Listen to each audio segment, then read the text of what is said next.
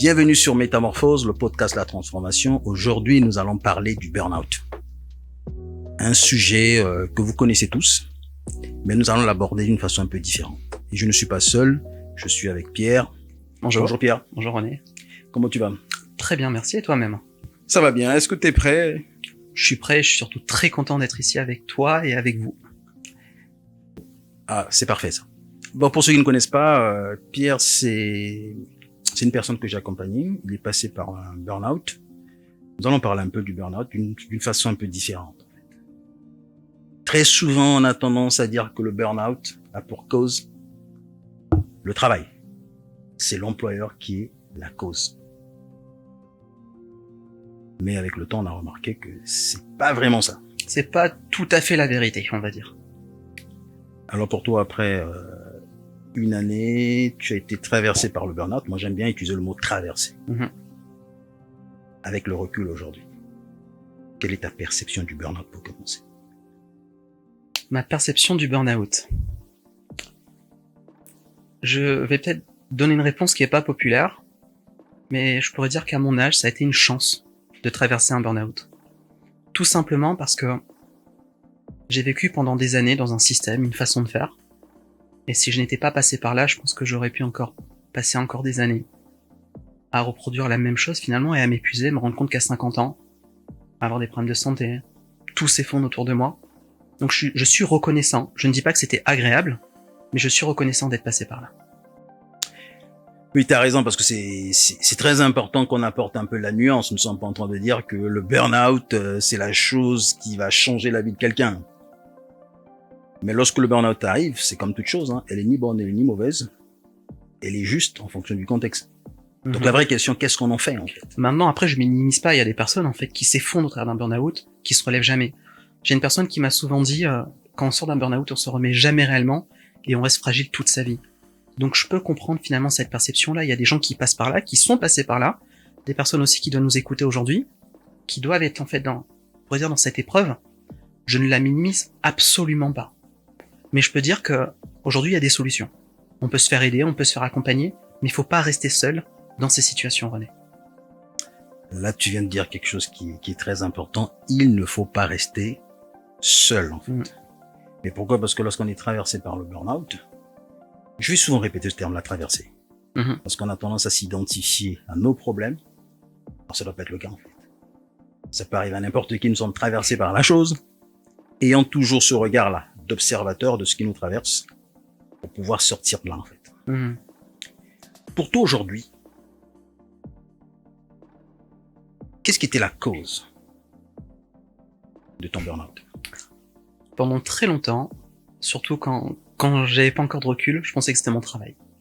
Que mon travail était la cause. Quand j'ai regardé un peu sur internet, j'ai même utilisé ChatGPT, j'ai utilisé plein de choses en fait, j'ai lu beaucoup de choses. Et la conclusion c'est que c'était mon travail.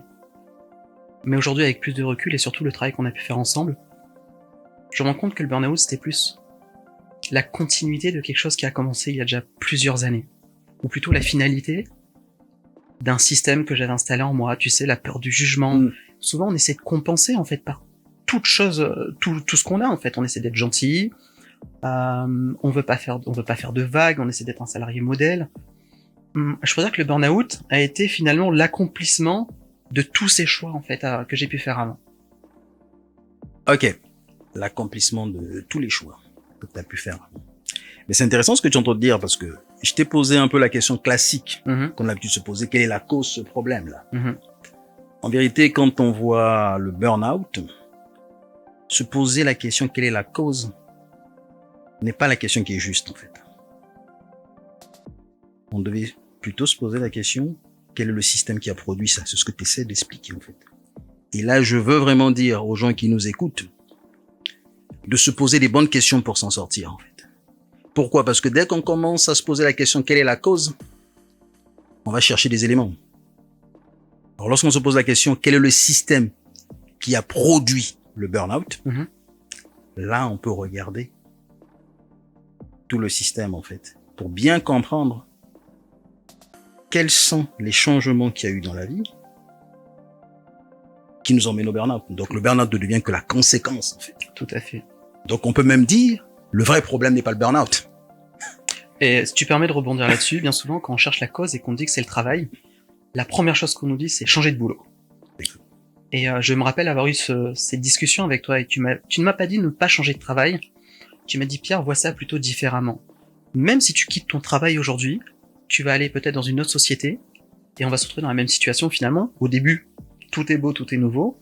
Mais au bout de quelques années, finalement, une structure où il y a beaucoup de travail, une structure où on a la pression, une structure où on a des cadres. Enfin, je vais dire que c'est des choses qu'on retrouve dans toutes les entreprises.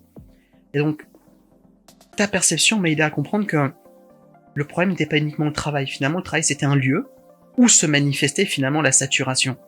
Mais j'aurais très bien pu vivre ça, et aujourd'hui, il y en a qui le vivent dans le cadre de leur famille aussi, René. Mais exactement. Tu as des femmes qui sont surchargées avec les enfants, surchargées avec la famille, dans différents domaines.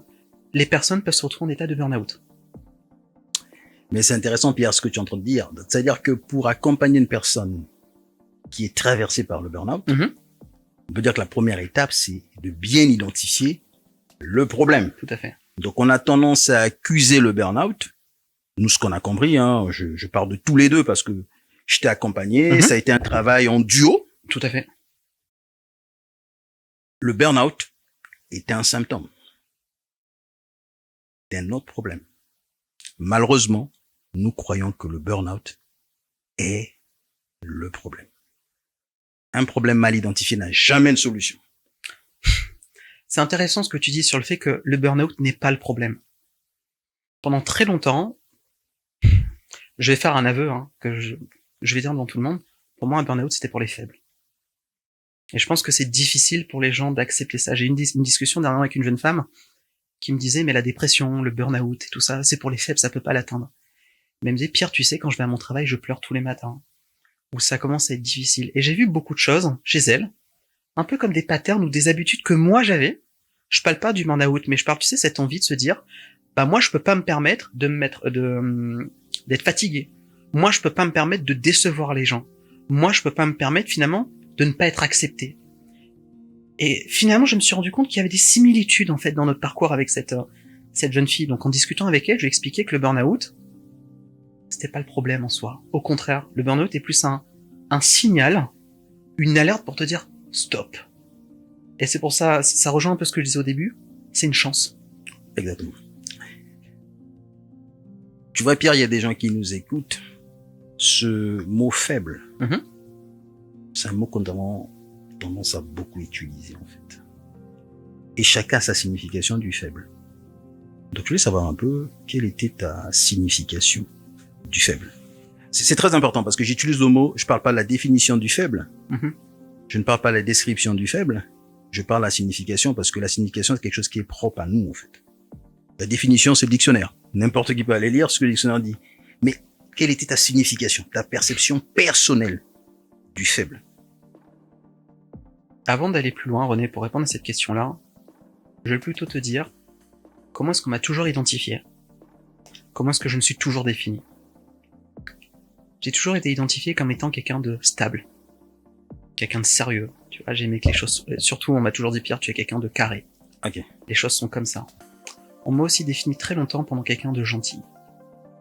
On y reviendra sur cette notion de gentillesse, mais on va dire que cette qualité m'a permis d'avancer dans tous les milieux. Partout où je passais, cette stabilité, cette gentillesse m'a ouvert des portes pour le coup. Donc j'ai jamais pensé que c'était quelque chose de mal, tu vois. Et donc revenons à cette notion de stabilité. Quand je suis passé par cette étape de burn-out, j'ai commencé à avoir cette stabilité un peu bouger comme un tremblement de terre intérieur. Pour moi, c'était ça la faiblesse. J'arrive toujours à m'adapter. Du jour au lendemain, j'y arrive plus. Je perds ma tranquillité. Je suis sous pression. Rien que le fait de reconnaître que je ressente du stress, pour moi, c'est un signe de faiblesse. Je n'avais jamais ressenti du stress. C'est ce que je pensais, en tout cas. Mais je pourrais dire que j'arrivais pas à interpréter, tout simplement. Je ressentais du stress au quotidien, mais j'étais tellement convaincu que je pouvais pas être impacté par le stress. Pour moi, je n'étais pas stressé, tout simplement. Donc voilà, j'ai toujours été défini comme ça. La faiblesse, finalement, c'est sortir tout ça. Tu vois, quelqu'un qui est en haut émotionnellement, en bas émotionnellement, en haut, en bas. Pour moi, c'est ça. C'était ma conception à l'époque. Il n'y a aucun jugement de valeur. Mais vis-à-vis des autres, pour moi, quelqu'un qui était comme ça, c'est quelqu'un qui est faible. Quelqu'un qui est pas faible, c'est quelqu'un qui est stable. On pourrait dire qu'il ne ressent pas d'émotion. Ah ok, là c'est le bon point, ça. quelqu'un qui est faible, c'est c'est quelqu'un qui ne ressent pas d'émotion. On le sait très bien que nous sommes tous des humains. Mhm. Nous sommes tous émotionnels Mhm. et rationnels. Personne ne vit sans ses émotions, en fait. Oui, mais René, tu es d'accord avec moi qu'il y a des émotions qui seraient positives? Donc si quelqu'un est tout le temps dans la joie, c'est très bien, mais si la personne est tout le temps triste, là c'est des émotions négatives. En tout cas, c'est ce que je pensais. C'est ce que je pensais. Exactement, je pense que ça vient aussi un peu de la conception binaire que nous avons des choses, en fait. C'est le bien, le mal, le positif et le négatif. Quelqu'un qui est toujours joyeux, on peut se poser la question, quelle est la source de cette joie-là, en fait? Il y a des gens qui vont utiliser un peu la joie pour cacher leurs problèmes. Une autre personne qui va avoir le même problème va plutôt laisser les émotions qui traversent son être se manifester. Donc le vrai sujet, c'est pas l'émotion que je manifeste en apparence, mais qu'est-ce qui se passe en moi, à l'intérieur, tout à fait. Et là, Pierre, tu viens de dire quelque chose d'extraordinaire, parce que tu avais ta signification de la faiblesse. Dès que tu as commencé à être traversé par certaines choses, tu as voulu protéger ton image, en fait. En un mot, tu as construit une prison, et tu es devenu le prisonnier de ta propre prison. Tu sais, je me rappelle à un moment, j'étais avec mon épouse, on était dans la voiture, elle allait chercher des pizzas, et j'étais en pleine réflexion, et je me sentais vraiment perturbé émotionnellement. Encore une fois, là on arrive déjà à l'état du burn-out, il faudra qu'on revienne un peu au début, finalement un peu plus tôt dans ma vie, pour comprendre comment j'en suis arrivé là, tu vois. Mais je commençais à me sentir mal émotionnellement, et une question m'a traversé l'esprit, c'est est-ce que je suis dépressif? Cette question m'a fait tellement peur, René. J'en ai pleuré au point de me dire, je suis en train de me coller moi-même une étiquette. Et surtout, si j'étais dépressif, tu sais, on a cette image-là dans la société, quand t'es dépressif, c'est pour la vie. Donc, je me suis empêché de faire face à cette question-là. Je ne voulais pas répondre à cette question-là, René, parce que ça serait venu mettre un diagnostic sur moi. En fait, j'en avais tout simplement peur, comme tu dis, j'étais prisonnier. J'avais tellement de signaux qui me disaient, attention, tu arrives dans un moment où c'est difficile, il faut que tu t'écoutes. Mais toutes mes barrières, mes peurs, en fait, m'empêchaient de me dire, je vais me faire aider. Ça veut dire, quelque part, tu voulais même pas aller consulter, parce que tu voulais pas entendre. Tout à fait. Que tu es dépressif. Parce que pour toi, entendre que tu passais par la dépression, ça menaçait tout le système que tu avais construit. C'est comme si tu avais un patrimoine, et là, il y a une crise boursière qui s'effondre. Ouais, tout s'effondre. Donc, du jour au lendemain, ta valeur boursière... Donc, du coup, c'est difficile. C'est comme si tu sais que ton capital tombe, tu sais où est-ce que tu as investi, en fait, ton argent, t'as même pas envie d'aller consulter ton portefeuille, parce que tu sais très bien que t'as perdu beaucoup d'argent à ce moment-là. Mais encore une fois, il faut accepter, je pourrais dire que ce processus de burn-out est une période de deuil. Accepter que les choses ne sont plus comme avant, et que c'est pas négatif, bien au contraire, en fait. Si tu es bien accompagné dans un processus de burn-out, et même de transformation intérieure. Le burn-out était un peu la finalité, tu vois. Mais j'aurais pu commencer ce travail-là des années auparavant. Sauf que je me suis jamais écouté. De peur de faire face à certaines choses, faire face à certaines blessures de mon passé, faire face au regard des autres ou à mon propre regard. Là, tu viens de dire quelque chose de très important. Je me suis jamais écouté. Tout à fait. C'est un peu le problème que nous avons dans la société, en fait. On refuse s'écouter. On s'écoute pas et on se plaint. Et il y a beaucoup des activités que nous allons faire simplement parce qu'on a peur d'être face à nous-mêmes, en fait. Donc on préfère faire des choses. Oui. Pour ne pas s'écouter. On préfère même écouter les autres. Pour ne pas s'écouter soi-même, en fait. Tandis que pendant des années, notre être intérieur, notre corps, on voit des signaux, en fait. Et là, on dit non. Pourquoi? Parce que généralement, ces signaux-là ne sont pas en cohérence avec l'image qu'on veut projeter à l'extérieur. Donc, on revient sur cette notion de stabilité. Tu sais, avant le burn-out, on va dire un peu l'effondrement, comme les gens aiment l'appeler, 1 an auparavant, j'ai commencé à ressentir beaucoup de douleur au dos. Tu sais, dans les lombaires. Je pense qu'il y a beaucoup de personnes qui sont des lombaires. Je travaille toute la journée, je suis assis. Donc, je pensais que ça venait de là, c'était tout simplement suite à un mauvais positionnement. Et là, j'ai beaucoup de gens qui ont commencé à me parler, tu sais, souvent le dos, c'est le stress, c'est les choses qu'on porte. Ah non, c'est pas possible, je suis quelqu'un de stable. Je peux pas, ça peut pas être du stress. C'est quelque chose qui m'a parcouru pendant 4 ou 5 mois, des douleurs, en fait, j'étais allongé. Impossible finalement de me relever, j'ai pris beaucoup de médicaments, en fait, pour m'aider. Après, j'ai dû me mettre au sport aussi, c'est important, ça a une bonne hygiène de vie, tu vois. Mais pour moi, le stress pouvait pas m'atteindre. Et je pourrais te dire, tu vois, ces douleurs au dos, c'est déjà un précurseur du burn-out. Sauf que j'ai traité ces douleurs au dos par le sport. J'ai pas traité, en fait, le problème intérieur qui était en train de travailler. Je pourrais dire les problèmes intérieurs. Parce que c'était souvent, en fait, une question d'identité. Quand quelqu'un me disait un truc, j'allais mal l'interpréter. En fait, c'est toutes ces notions-là, tu sais, ce qu'on ramasse à droite et à gauche depuis qu'on est enfant, on bâtit notre vie par rapport à ça. Et on se rend pas compte qu'on est comme une voiture, en fait, ou une mobilette, en fait, la carrosserie qui a été tapée dans tous les sens. Et au travers d'un processus de transformation, d'un accompagnement, on vient refaire un peu la carrosserie, tu vois, remettre la voiture belle, tout simplement. Il n'y a pas de mal à avoir été cassé par la vie, avoir été brisé par la vie. Ce qui est mal, je pense, c'est d'ignorer ça. Ah, là, tu viens de dire quelque chose d'important. C'est ignorer qu'on souffre, en fait. Oui. Tu as parlé du déni. Généralement, lorsqu'on passe par le burn-out, il y aura cette phase-là de déni. On ne peut pas l'accepter. Après, on va passer par une phase, c'est de la colère. On est un peu fâché contre nous-mêmes.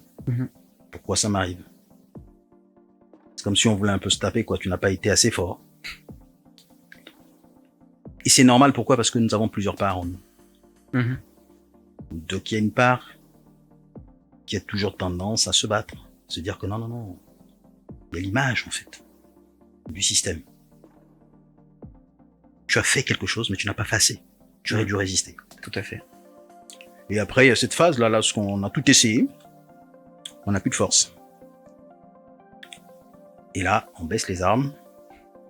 On peut accepter d'être aidé, en fait. Et beaucoup de personnes qui vont nous écouter, peut-être elles se retrouvent dans une phase ou dans l'autre, en fait. C'est très important de comprendre ça. Et si vous êtes aussi en contact avec des personnes qui passent par ces phases-là, il y aura un certain comportement. J'aimerais ajouter quelque chose sur ce que tu es en train de dire, tu sais. Dans ma propre histoire, quand j'ai commencé à avoir ces signaux, tu sais, où par exemple le soir j'entrais à la maison, j'étais en pleurs. Quand j'angoissais tout le temps, j'étais tout en speed.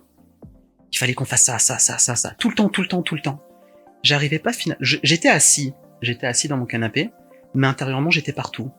J'étais vide, mais c'était tellement caché en fait par le quotidien, je me rendais pas compte que j'étais passé en mode pilote automatique. Souvent les gens te disent en fait ils vont en vacances, ils font ci, ils font ça, ils voient pas qu'ils sont tout simplement en train de souffrir. Parce qu'on s'est tellement habitué à cet état intérieur qu'on réalise pas qu'on est en souffrance.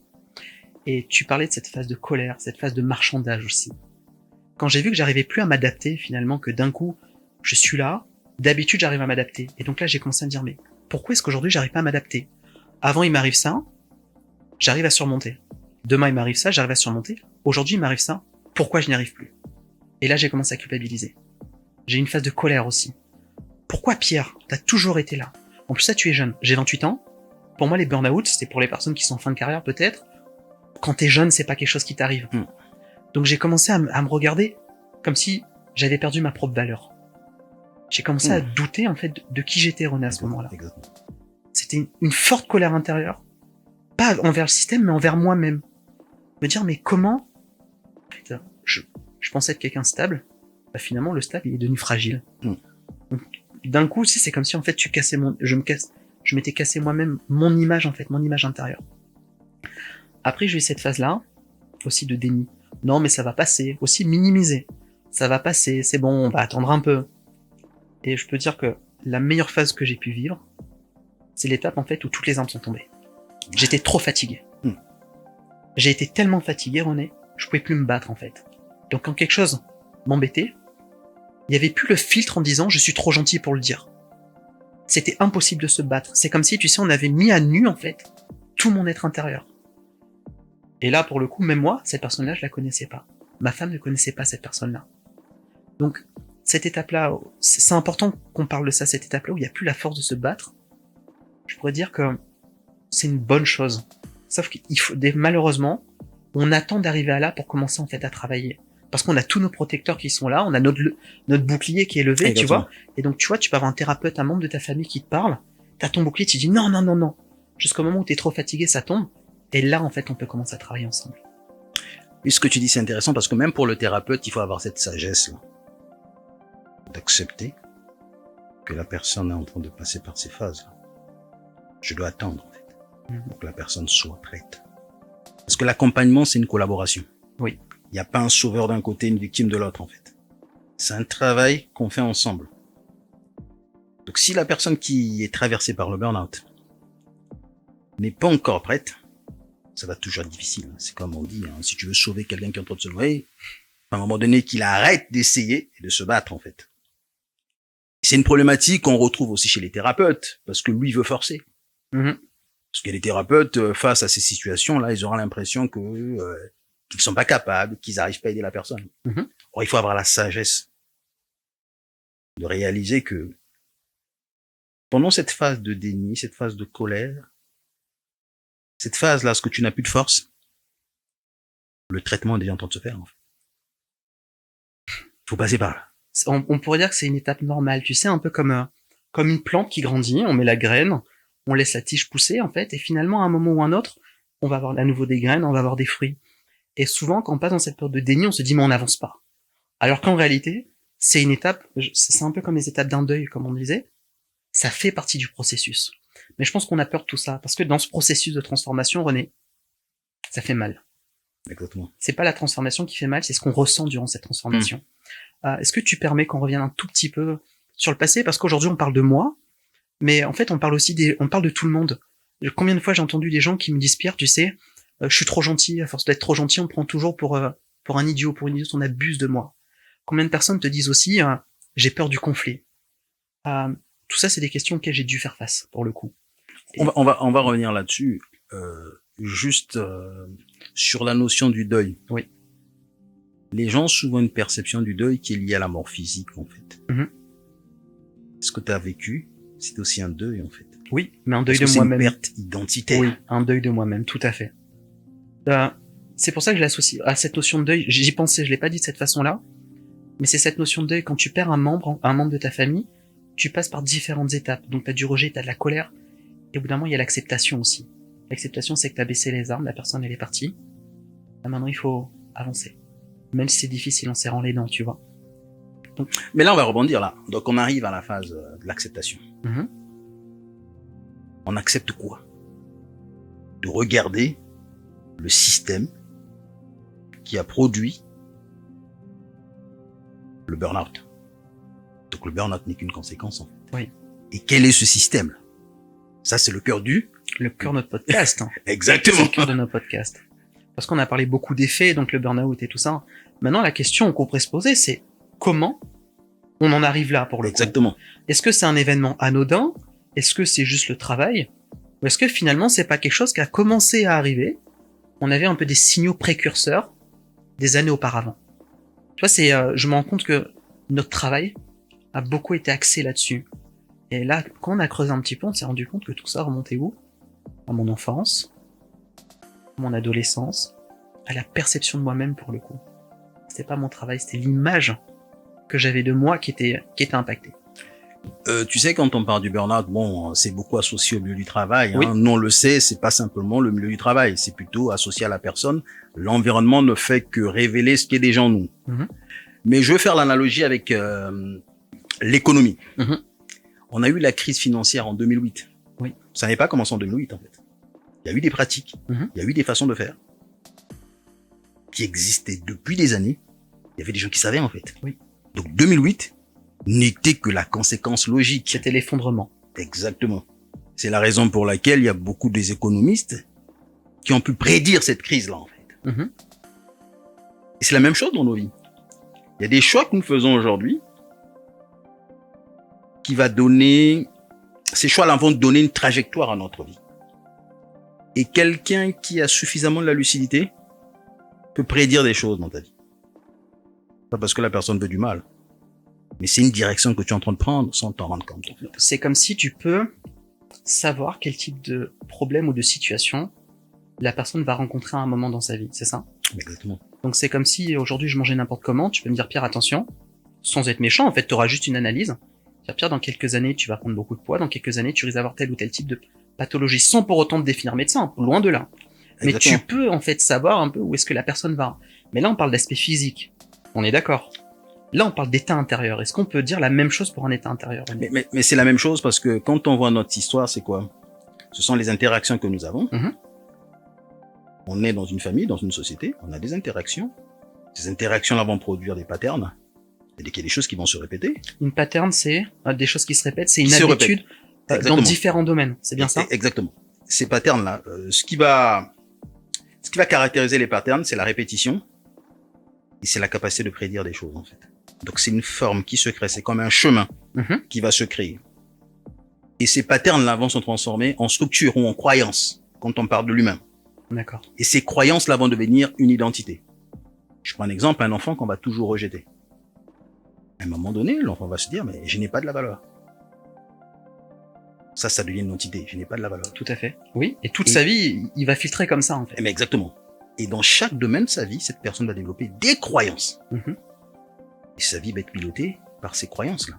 Donc l'ensemble de ces croyances devient la structure qui pilote sa vie. Donc la personne va essayer de changer ses comportements. 2 mois plus tard, les mêmes comportements vont revenir. Mais pourquoi? Parce que la structure est toujours là, en fait. Et c'est pour ça que lorsqu'on va accompagner une personne, il faut aller voir le système qui produit le problème. Quelle est la structure, en fait? Et les gens oublient ça. Mhm. Donc, accuser le travail, c'est pas le travail. Quelque part, la pression au travail ne vient que révéler la structure qui existait déjà. À l'intérieur de toi. Exactement. Mhm.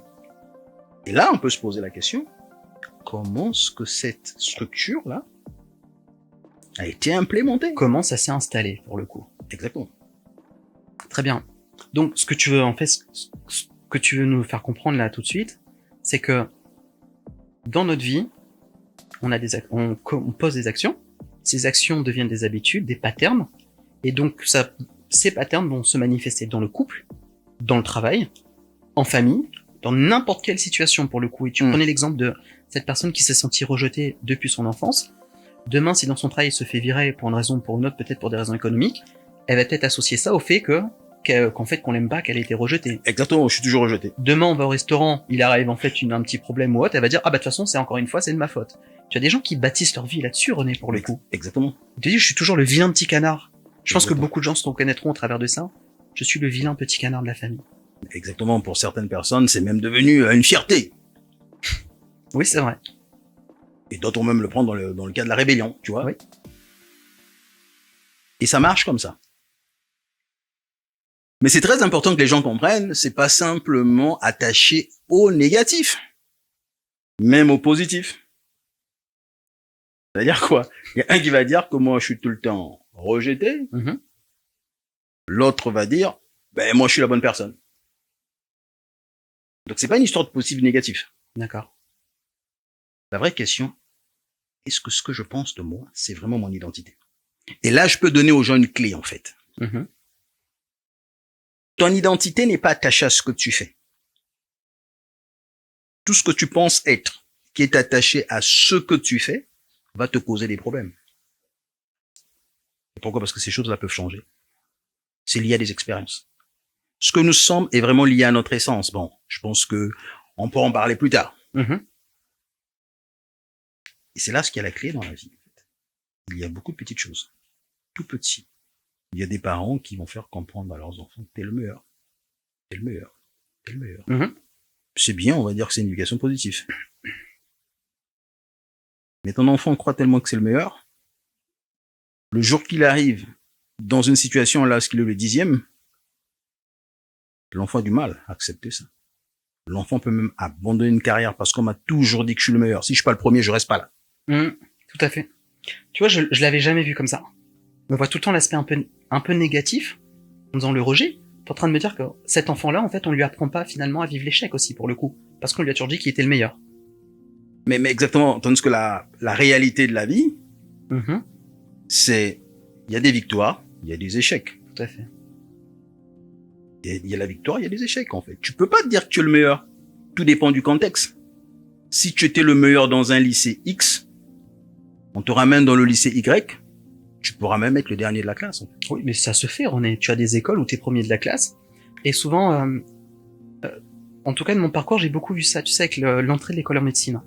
On avait les premiers de la classe quand t'es en terminale, tu vois, et quand ils arrivent en médecine, ils se font submerger par le travail, et finalement, ils y arrivent pas du tout. On se rendait compte qu'ils étaient excellents à ce moment-là, mais dans un autre environnement, leur habitude, leur façon de faire, en fait, ne correspond plus du tout. Et un enfant peut le vivre vraiment comme un trauma. Oui. Tandis que l'élève moyen, pour lui, c'est que bon, j'ai toujours été moyen, si ça n'a pas marché, je vais faire autre chose. Mhm. Il y a un élève, les parents ont toujours fait comprendre que tu es le meilleur, tu es le meilleur. Et là, je m'adresse aux parents, il faut faire attention. Dire à ton enfant qu'il est le meilleur, ça peut être... C'est dangereux. Pourquoi? Parce que tu es en train de configurer un système de comparaison. D'accord. Michael Jordan a dit qu'il était maudit. Mhm. Là, il faut que les gens me comprennent. Hein. Et quand on parle de la malédiction, on va voir la perception de Jordan de ce qu'il veut dire en disant qu'il était maudit. Jordan a dit « Je suis maudit parce que je vois tout sous l'œil de la compétition. » Très bien. Là, on parle de pattern pour le coup. Toute sa vie, il la voyait sous forme de compétition. Exactement. Il a toujours été en compétition avec son frère pour être aimé par son père. C'est le même pattern qu'il a utilisé dans le basketball pour devenir le meilleur, l'un des meilleurs joueurs de tous les temps. Mhm. Il a eu du succès. Mais aujourd'hui, lui-même, il s'en rend compte. Je suis maudit.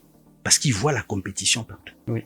En un mot, il existe à travers la compétition. Mhm. S'il n'est pas en compétition, il y a quelque chose qui ne va pas. Donc, tu penses que dans sa vie avec ses enfants, par exemple, il peut mettre des objectifs à ses enfants en disant, mais il va toujours comparer ses enfants avec les autres pour qu'ils soient les meilleurs, par exemple? Mais il peut le faire. Moi, je sais pas ce que Jordan Oui, fait. très Mais bien. par exemple, Jordan a dit qu'il passe son temps à aller pêcher pour gérer ses angoisses. D'accord. C'est Michael Jordan, quoi. Donc- Il a ses milliards. Donc, on peut avoir, en fait, une vie extraordinaire, avoir fait des choses extraordinaires, et être angoissé, avoir des problèmes. Ah, mais oui, les angoisses, l'anxiété, c'est pas pour les pauvres. Hein. C'est pour les humains. C'est pour les humains, donc c'est pour n'importe qui, alors. Exactement. Ça dépend de la structure de pensée que tu as créée. Très bien. On parle de structure de pensée, René. Alors, donc, quand on parle de structure, tu sais, un peu comme un moteur. Tu vas enclencher tel engrenage, ça va provoquer ça va provoquer ça. Donc pour toi, aujourd'hui, nos croyances font la même chose, c'est bien ça? Exactement. Donc là, en fait, on parle un peu je reviens un tout petit peu sur le burn-out, on parle des personnes qui arrivent en finalité à faire un burn-out. Quels seraient un peu les points communs, si on pourrait le dire comme ça, des personnes qui risquent un burn-out, en fait, dans le futur? Ou plutôt les patterns qui ont tendance à travailler en fond. Mais c'est très simple, en fait. Une personne qui cherche la reconnaissance, qui s'identifie à son travail. Mhm. Si je suis performant, je suis aimé. Je me reconnais. Je me reconnais. Je me reconnais. Tu te reconnais. Je me reconnais avant. Ok, avant. Avant le travail avec toi. Tu vois. Et ces personnes vont souvent faire le burn-out dans le milieu professionnel. Oui. Parce qu'ils vont travailler pour avoir la reconnaissance, pour être aimés. Souvent, ils s'en rendent même pas compte. Mhm. J'ai de la valeur parce que je suis le meilleur. J'ai de la valeur parce que j'ai tel statut, j'ai tel poste.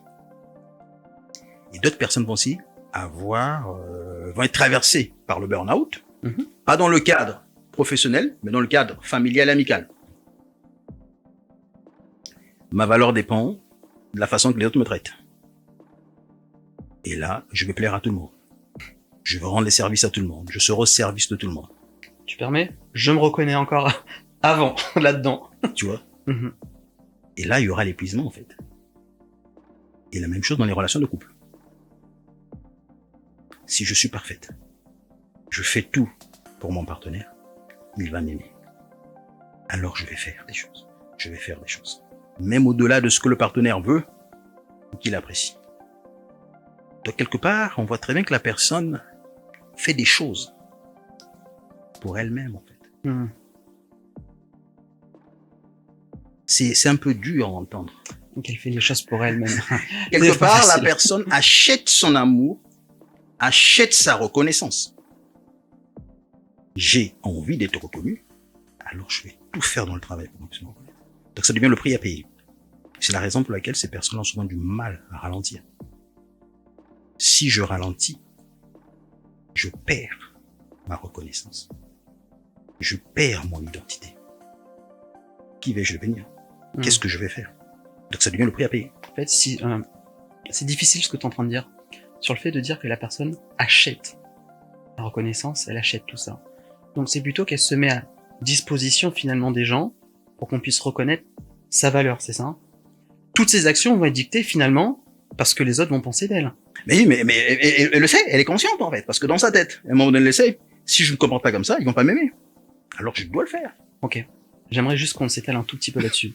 Si je ne me comporte pas de cette façon-là, René, on peut parler de la gentillesse? Mais exactement, c'est l'un des... Toute ma vie, j'ai été défini comme quelqu'un de gentil. Et je me reconnais beaucoup dans ce que tu es en train de dire là. Je me suis toujours empêché, surtout dans les situations qui m'agaçaient, de m'emporter. Extérieurement, on dirait que j'avais une certaine stabilité. Mais tu vois, intérieurement, j'étais frustré. Et à chaque fois que le conflit passait, ou que la situation, en fait, où m'avait agacé, le fait d'avoir réussi à gérer ça, extérieurement, on aurait dit que j'ai gagné. Mais intérieurement, j'ai l'impression qu'en fait, je m'étais perdu. Comme si finalement, à la fin, ça m'avait fait beaucoup de mal à l'intérieur. Mais vu que la personne en face de moi, elle, ça n'a pas provoqué de conflit, ça n'a pas provoqué de problème, je me suis dit, bah ça y est, on a réussi. J'ai réussi ce que je voulais. Tu vois un peu le truc, Pierre. Tu gagnais une bataille à l'extérieur pour perdre la guerre à l'intérieur. Tu t'es conscient de ça en fait? Je te dirais, vu que je me définissais comme étant gentil, je me dis, bah cette émotion un peu négative à l'intérieur, elle va passer. Et le problème aussi, c'est qu'au fil des années, cette émotion est venue se cacher en fait intérieur.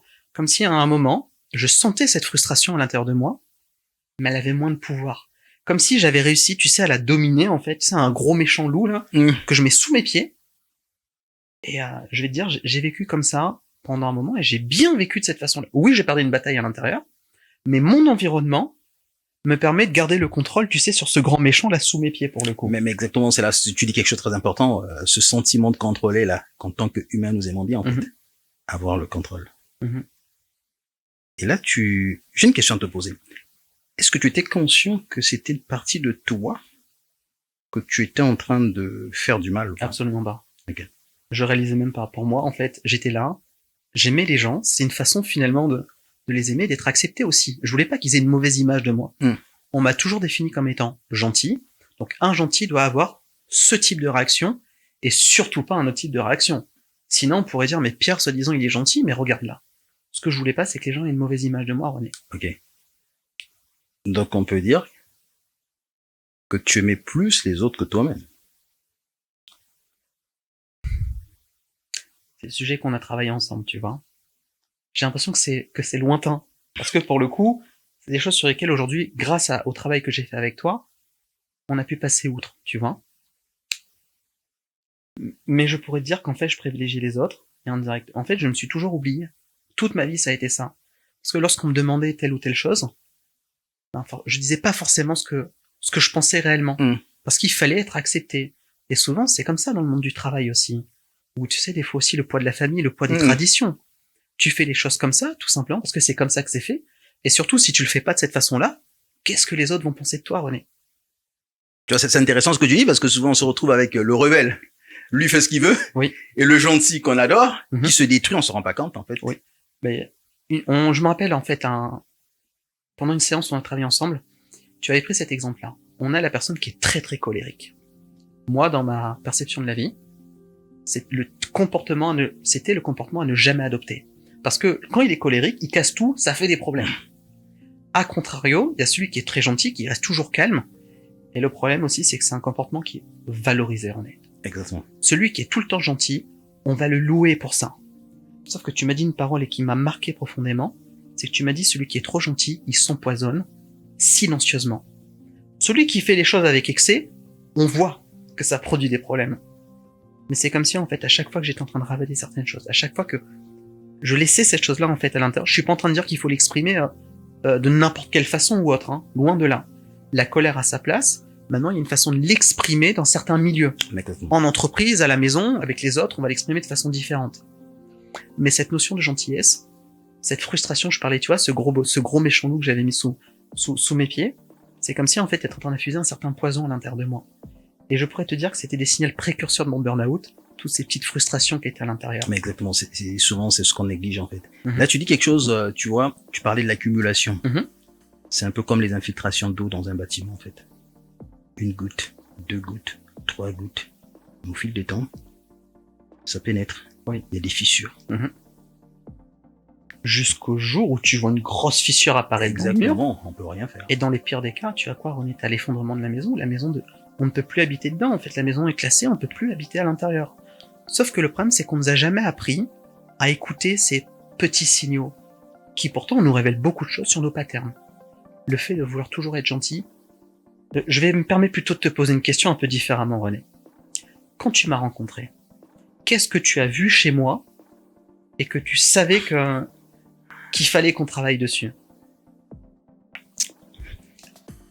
Tu avais un bon côté tu étais vraiment gentil, hein, parce Mhm. que c'était un peu ton identité. J'avais remarqué que tu te décrivais par rapport à ça. Mhm. Et là, je savais que cette gentillesse-là cachait quelque chose. Mais tu n'étais pas prêt à travailler là-dessus. Mhm. Parce que c'était ton identité. Tu te souviens, la première fois que je t'ai dit, mais Pierre, t'es pas gentil en vérité. Et là, ça t'a troublé. Tu dis, ah non, René, tu peux pas dire ça. Parce que tout mon comportement était gentil. Exactement. Il est fou, lui, à me dire des choses comme ça. Mais exactement. Le comportement, tu avais un comportement d'une personne qui était gentille, mais tu avais pas... En fait, tu avais pris cette gentillesse-là pour te protéger, en fait. Pour te protéger. Mhm.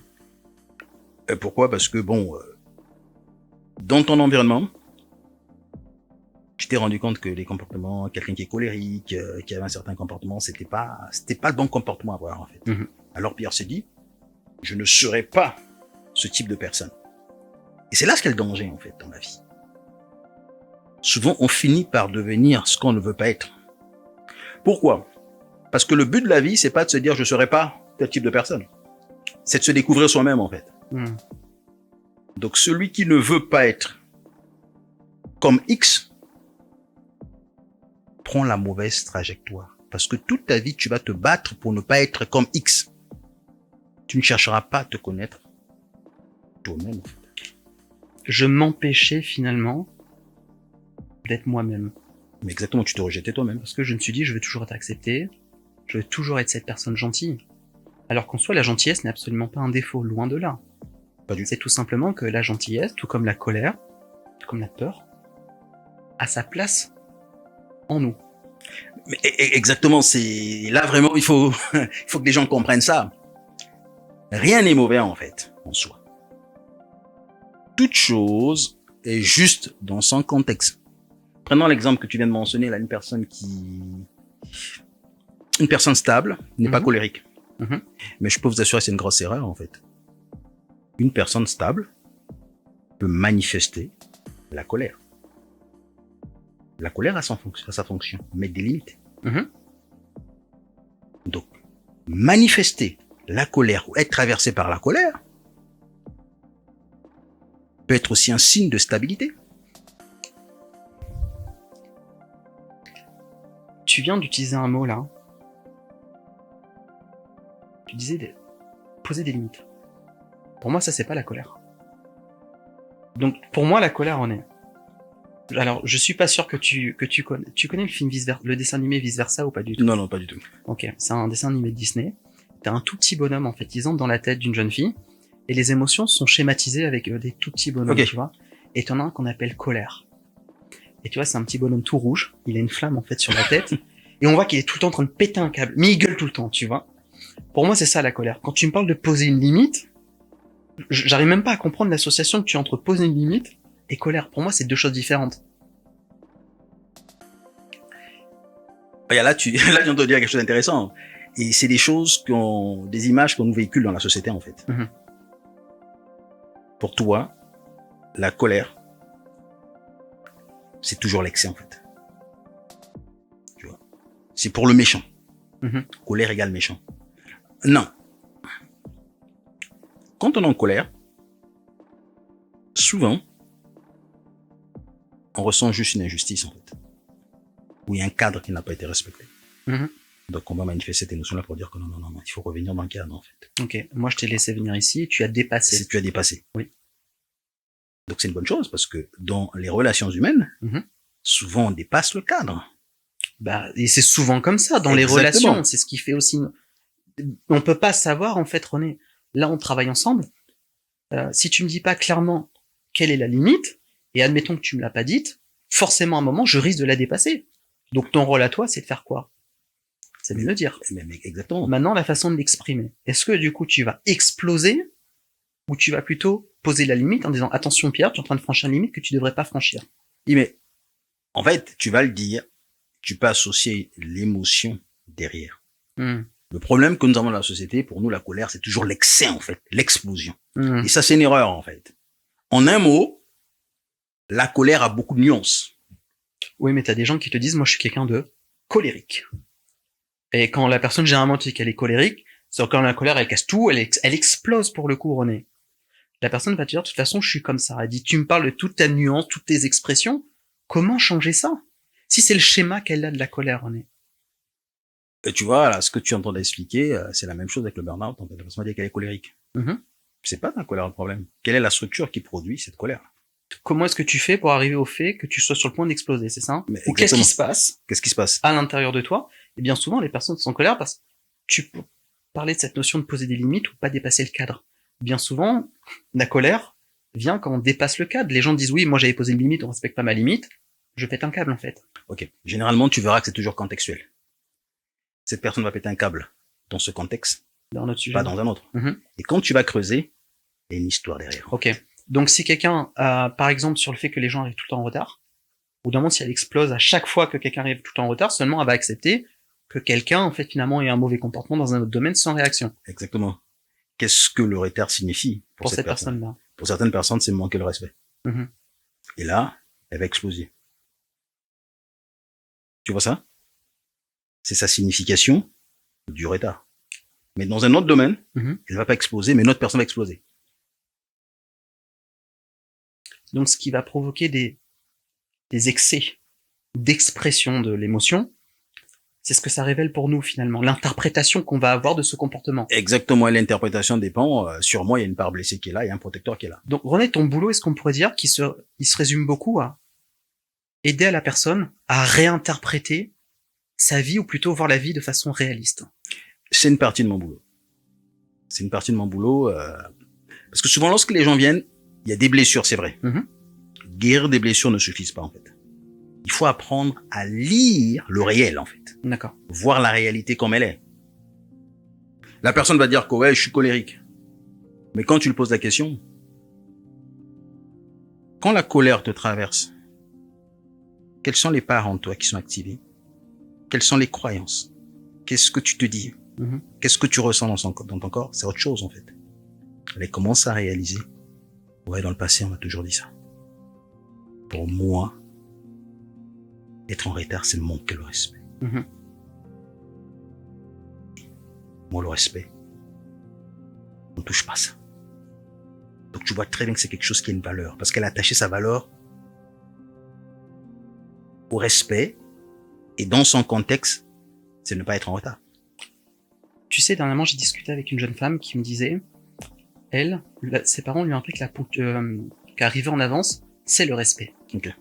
Donc, arriver en fait au rendez-vous avec elles étaient consultantes pour une boîte. Arrivé à ce rendez-vous, elles étaient en bas, donc la personne était dans les étages. Et 5 minutes avant, elle dit à sa collègue, il faut qu'on monte histoire qu'on soit en avance. Et sa collègue lui dit non. Si la personne t'a donné rendez-vous à 15h, c'est probablement qu'elle a des choses à faire avant. Le signe de respect, c'est d'arriver à l'heure. Okay. Et tu vois, il y avait deux notions. Elle, le respect, c'était arriver en avance. Et l'autre collègue, le respect, c'était arriver à l'heure, tout simplement. Mais tu vois. C'est pour ça que dans la vie, il faut faire attention entre les définitions et les significations qui sont propres à la personne. Qu'est-ce que ça signifie pour toi? Quand on veut bâtir des relations solides, il faut tenir compte de ça, en fait. Tu vas remarquer, le vrai problème des gens, c'est leur incapacité de lire la réalité comme elle est. Et ça, tu vas le voir dans le couple, dans le business, partout, en fait.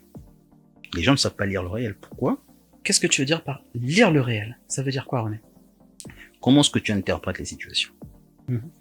Là, tu viens de prendre un exemple, en fait, sur le respect. Il y a une personne qui a reçu une éducation, le respect, c'est d'arriver à temps. L'autre, on avance. Mhm. Qui a la vérité? Personne n'a tort, personne n'a raison. Ça, c'est lié à leur contexte Personnel. personnel. Mhm. Quand tu es en relation avec les autres, chacun a son contexte, en fait. Oui. Donc, quand tu apprends à lire la réalité, tu te projettes pas sur les autres. Tu viens, tu t'assois avec les autres, tu cherches à comprendre. Moi, ma perception du respect, c'est ça. Quelle est ta perception du respect? Nous allons apprendre ensemble pour construire quelque chose. Tu vois, tu parlais de perception, perception de la situation. Bien souvent, il y en a qui te disent, bah, là, on est venu nous dire bonjour, c'est respectueux. Là, la personne n'est pas venue nous dire bonjour, c'est pas respectueux. En fait, les personnes ont fait d'associer le bonjour au respect, finalement.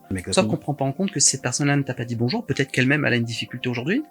Peut-être qu'elle avait une réunion, peut-être qu'elle avait autre chose à faire. Exactement, exactement. Donc, Exactement. je me rends compte que souvent, l'interprétation qu'on a vient un peu en fait, de nous-mêmes. Exactement. Souvent, j'ai une discussion dernièrement, on a dit, ah, mais ça, c'est vous, les hommes. Vous associez pas, en fait, vous réfléchissez pas sur ces sujets-là. Comme si, en fait, on avait associé certains types de réflexions aux hommes, ou certains types de réflexions aux femmes, René. Mais il y a que ça, on va dire que les femmes sont émotionnelles, c'est faux. C'est faux, en fait. Alors, on dit que les femmes sont émotives, oui. Je te prends un exemple. Dans une entreprise, on va pas accepter qu'une personne pleure. Ça passe pas. Non, ça fait faible. Faible. Oui. Ok, c'est une émotion. C'est une émotion. Mais Ouais. le boss qui va se mettre en colère, qui va créer sur les employés, il n'y a pas de souci, ça passe. On va trouver ça normal, et on va dire surtout, de toute façon, il y a rien à dire. Mais même ça, on va dire que c'est normal. Exactement. Mhm. Là, on a deux émotions, en fait. Une personne qui se met en colère et une personne qui pleure, ça n'a rien à voir avec la faiblesse. En Les fait. émotions sont pas valorisées de la même façon. Quelqu'un qui pleure, on va dire qu'il est faible. Quelqu'un qui est colérique, bah, il est colérique, quoi, c'est tout. Au contraire, il est fort de caractère. Exactement, c'est notre perception. Mhm. Je te parlais d'être traversé par le burn-out. Quand j'accompagne les gens, je les apprends à être observateurs de leur propre être intérieur, en fait. Hmm. J'apprends aux gens de ne pas dire je suis en colère. La colère me traverse. Je suis en colère, c'est pas mon identité. Mhm. Mais je peux être traversé. Je peux être traversé par la peur. Donc j'observe la peur qui me traverse. C'est un message. Et je l'écoute, en fait. Mhm. Qu'est-ce que tu veux me dire? C'est pas la même chose. Et dire que je suis colérique. Non, non, non. Je suis traversé par la colère. Je suis traversé par la joie. Ça change tout, en fait. Or, les gens ne s'observent pas, en fait. Mhm. Les gens ne cherchent même pas à comprendre ce qui me traverse. C'est un message. Comment est-ce que je vais l'interpréter? Et ça, c'est aussi mon intervention. Aider la personne à lire les messages, donc les émotions, les pensées qui la traversent, en fait. Tu te souviens pendant nos accompagnements, souvent tu t'attendais à ce que je fasse quelque chose. En fait. Mhm. Tu me disais, René, j'ai juste envie que tu enlèves ça de ma tête. Alors, pour le contexte. Pour les personnes qui nous écoutent. Quand j'ai commencé à travailler avec René, il y avait beaucoup de barrières. Et le fait de reconnaître que ça aille pas, le fait aussi de reconnaître que la gentillesse c'était pas mon identité, c'est venu me remuer. Mais à un point où j'ai eu l'impression de perdre mon identité. Si je ne suis plus gentil, comment je me comporte quand il y a un conflit? Si je ne suis plus gentil, comment est-ce que je me comporte quand il y a quelqu'un que je l'aime? Si je suis plus gentil, comment je me comporte dans le travail? Si je suis plus gentil, comment est-ce que je me comporte quand quelqu'un me passe devant en voiture? Si je suis plus gentil, quand j'aime pas quelque chose à la cuisine, est-ce que je dis que c'est bon pour faire plaisir ou est-ce que... Donc, c'était tout mon process intérieur qui a été remis en question. Et ce que j'ai eu envie à ce moment-là, c'est de demander à René, fais en sorte de faire taire toutes ces émotions intérieures moi parce que je suis perdu. Je veux revenir à mes habitudes d'avant. J'ai voulu que René vienne effacer, on pourrait dire qu'on revienne quelques jours ou quelques semaines en avant pour effacer toute cette période de trouble intérieur. Je pourrais dire qu'à l'intérieur, j'ai été tellement secoué où le burn-out a été un effondrement où ça a dit stop. Mais le fait de casser finalement mon identité, c'est comme si on enlevait tout l'échafaudage intérieur, on a tout mis à plat pour pouvoir reconstruire. Cette période-là était difficile. Pas parce que le fait d'être accompagné est difficile, c'est les émotions que j'ai ressenties pendant cette transformation qui ont été difficiles. Le fait de pas me sentir à l'aise, le fait de me sentir un peu perdu, comme si en fait j'étais un poisson qui était sur le sable, paniqué. Mais je ne craignais absolument rien du tout. J'étais dans un environnement qui était correct. J'avais la maison, j'étais bien, j'avais mon épouse à mes côtés. Des personnes bienveillantes, donc toi, René. Ouais. Mais je peux t'assurer que tu vois, quand je raccrochais avec toi, mon état intérieur était toujours remué. C'est comme si on m'avait tourné, tu vois, on prend une grosse marmite, et là on tourne, tu vois, comme s'il fallait casser tout ce qui était là finalement à l'intérieur. C'est ce qui a été difficile pour moi. Ben, tu vois, pendant cette période, la difficulté que tu avais au départ, tu avais accepté que tu étais fatigué, mais tu voulais que les choses se fassent comme tu pensais que ça devait se faire. Et tu me disais toujours, René, si tu pouvais enlever ça, j'ai tel problème. Je te disais, Pierre, c'est pas ça ton problème. C'est pas ça ton problème. Et tu me disais, René, non, c'est ça le problème. Je dis, non, Pierre, c'est pas ça le problème. Ouais. Parce que dans ma vie, on parle de pattern. Quand quelque chose m'ennuyait, si je trouvais pas forcément la solution, je la mettais de côté.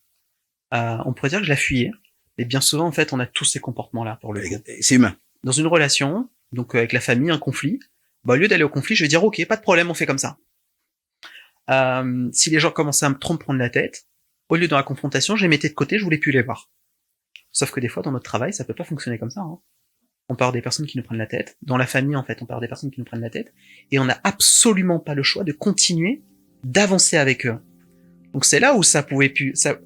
J'avais mon pattern qui fonctionnait comme d'habitude, et là, ce que j'aurais voulu, c'est que toutes mes émotions qui me faisaient du mal, prendre le pattern et dire, René, c'est bon, on traite plus ce sujet-là, je t'appelle plus, même si je me fais accompagner, je veux plus avoir tes nouvelles, je fais ma vie. Mais tu m'as tellement tu as tellement travaillé sur mon être intérieur, tu as mis en lumière, j'avais pas d'autre choix, sinon j'allais plus me trouver. J'avais pas d'autre choix que d'être accompagné. Donc je pense que c'est important de dire aux gens, quand vous faites accompagner, il faut être accompagné par une personne qui vous veut du bien. C'est peut-être facile à dire, René, mais quelqu'un qui vous veut du bien, c'est important. Il y a un point que j'aimerais quand même rajouter. Pour bien accompagner les autres, il faut pas forcer les choses. Parce qu'il y a que ce soit des coachs, des thérapeutes, qui ont tendance à forcer. Ah, je veux que ça se passe comme ça. Non, parce que la personne a un parcours, en fait. Tu vois, je raccrochais avec toi. Je savais que tu étais mal. Et je savais aussi que c'était le chemin que tu devais suivre, en fait. Il fallait que tu passes par. Et dès que Pierre était prêt, on a commencé à traiter chaque croyance. Oui. Et là, la transformation commence à se faire rapidement. Oui, mais il fallait être prêt. Il fallait que j'accepte, en fait, exactement. De dire, on y va maintenant. On parlait de baisser les armes tout à l'heure, tu vois. Donc c'était cette étape-là où, je pense que ce qui m'a fait mal, c'est que j'ai résisté. Je voulais pas finalement dire, ok, je reconnais, ça va pas. En fait, ça aurait été tellement plus simple. Ça va pas, je supporte plus la situation comme ça. Maintenant, on va traiter, en fait, on va essayer de comprendre ce qui se passe. Et je me rends compte que c'est souvent, tu parlais de croyances, comme s'il fallait qu'on les enlève une par une, et souvent t'en soulèves une, t'en as 10 autres, en fait, qui sont logées en dessous. Exactement. Au fur et à mesure de l'accompagnement, en fait, on vient travailler en profondeur sur les croyances, en fait, qui nous bâtissent. Et je parle pas de nos comportements sur le fait d'être un peu excessif sur certains domaines. Je parle dans la façon dont tu te définis, pour le coup. Exactement, c'est la perception. On va aborder ça, que ce soit au niveau du travail, la perception que tu avais. Dès que tu as commencé à avoir un poste lorsque tu devais manager les autres, et là, Pierre, le gentil. C'est compliqué ça. Ok. Dans cette notion de management, je l'ai pas vu venir. Donc une opportunité s'est créée. Quand tu es collègue, il y a aucun problème. Tu as pas besoin de cadrer. Tu fais rien de tout ça. Pour le coup, en fait, on est là entre nous. On a quelqu'un qui est là pour cadrer. On a un cadre, donc pour le coup, qui fait son travail. Très bien. Maintenant, quand tu commences à évoluer un petit peu, on te demande, alors tu ne cadres pas forcément officiellement, des fois, tu es juste là, tu dois dire, voilà, il faut faire comme ci, comme ça. Mais des fois, en fait, ça déborde. Et gentiment, quand quelqu'un te dit, il faut faire comme ça, et finalement, non, c'est pas la procédure. Donc, t'as cette responsabilité, on peut lui dire, non, il faut pas faire comme ça. Ah, mais ça, c'est pas la... Pierre le gentil pouvait pas faire une chose comme ça. Si je contredis quelqu'un en direct de cette façon-là, la personne ne va plus m'aimer. Elle va penser finalement que je suis contre elle. Ou que finalement, Pierre il dit qu'il est gentil, regarde comment il est pas d'accord avec moi. Donc là, il y a on pourrait dire, il y a un déséquilibre entre ce que je dois faire et la façon dont je me définis. Et c'est là, au fait, on a eu une grosse, c'est surtout pendant cette période-là où j'ai le burn-out, en fait, qui est arrivé. C'est le moment, tu sais, où toute ma vie, il y a eu les petites gouttes dont tu parlais. Là, il y a eu les fissures, en fait, dans les murs. Je dois faire ça, mais j'ai pas le niveau émotionnel pour prendre ce type de décision. Pour les gens qui ont l'habitude de le faire, aucun problème. Mais pour moi, c'était un vrai apprentissage, en fait. Mais pas un apprentissage de management, un apprentissage de moi-même. Sur moi-même, plutôt. Mais là, tu as abordé un point qui est très important. L'apprentissage ou la connaissance de soi, en fait. Oui. Et les gens oublient ça. Oui. On va juste accuser, ah ouais, c'est le manager. C'est mon boss. Mais non! Non. S'il fallait donner, bon, j'aime pas trop les chiffres, on peut pas le donner, mais 80% du burn-out, c'est nous-mêmes. Ça sera pas populaire, ce que tu es en train de dire. Je sais. Ça sera pas populaire. Je sais, mais il faut qu'on comprenne ça parce que on peut anticiper ces choses. Même dans l'éducation de nos enfants. Il y a beaucoup de parents qui ne comprennent pas, qui préparent leurs enfants au burn-out. T'es en train de dire que les parents vont mener les enfants vers le burn-out. Mais sans le savoir. Ok, sans le savoir, donc c'est pas intentionnel déjà. C'est pas intentionnel, sans donc, le savoir. Pourquoi tu dis ça? Regarde les enfants qui sont éduqués avec l'identité qui est attachée à la performance. D'accord. C'est-à-dire que l'enfant sait à la maison, on est 2, 3 frères. Celui qui travaille bien à l'école, c'est le fils préféré. Donc l'identité de cet enfant-là, ce sont ses notes à l'école. Après l'école, c'est le travail. Je serai aimé par mon travail. Donc je vais travailler pour avoir la reconnaissance. Ma valeur est attachée à mon travail. Et si tu tombes malade dans une structure, ouais, d'accord. Lorsqu'il y a une grosse pression, une grosse charge de travail, mais un manager va utiliser ça en fait. S'il a un peu de bon sens, il va détecter. Toi, tu as besoin de la reconnaissance. Il va faire le deal avec toi. Tu veux de la reconnaissance? Il n'y a pas de souci. Je vais te le donner. Mais derrière, faut que tu fasses le boulot en fait. Et il va t'utiliser en fait. Parce que ça l'arrange en fait. Toi, tu veux de la reconnaissance. Moi, je veux de la performance. Donc, il va te donner de la reconnaissance. Et le problème, c'est que le jour où ça ne suit plus, parce que du coup, t'es peut-être trop chargé ou t'as des problèmes à côté, là, à ce moment-là, tu arrives plus à produire comme tu le faisais avant. Mais parce que ça finira par arriver parce que tu restes un être humain qui a des ressources limitées, en fait. Je te prends un exemple. Beaucoup de personnes parlent beaucoup de stress, Pierre. Je suis tout le temps stressé. Et quand ils vont venir dans les accompagnements, ils vont t'envoyer un message. Je vais savoir comment réguler mon stress. Ça, c'est la question qui est un peu politiquement correcte du point de vue social. C'était pas ça la bonne question à poser. Tu cherches pas à régler ton stress, en fait. Tu cours derrière la reconnaissance et la validation. Qui produit du stress. Qui produit du stress. Donc, pour toi, les gens qui sont stressés ont des problèmes. Ça peut être l'une des raisons de leur stress, le besoin de reconnaissance. Oui, donc la première question qu'il faut se poser, si quelqu'un vient me voir, René, j'ai envie de savoir quelle est la source de mon stress. Tu veux avoir une technique pour réguler ton stress, tu ne connais même pas la source du stress. Donc cette technique va être basée sur quoi? Et souvent, les gens te disent, René, la source de mon stress, c'est mon travail. Il y en a qui vont te dire, ce sont mes enfants. Comme si c'était logique. On cherche la cause, c'est là, tout simplement. Mais toi, tu vas travailler en profondeur en cherchant les patterns. Exactement. Donc, dans toute ta vie, quels sont les domaines, par exemple, où tu peux être stressé? Déjà, on va regarder un peu les domaines. Et quand tu vas creuser un petit peu, tu vas te rendre compte que c'est toujours la même chose. C'est plutôt cette envie de dire que j'ai bien fait le boulot ou des choses comme ça. Mais regarde, il y a beaucoup de parents qui vivent avec ça, en fait. J'ai pas envie d'être vu comme un parent irresponsable. En un mot, ton fils ne peut pas être au parc seul, il a 12 ans. Il faut que tu l'appelles tout le temps. Tu dois être sûr.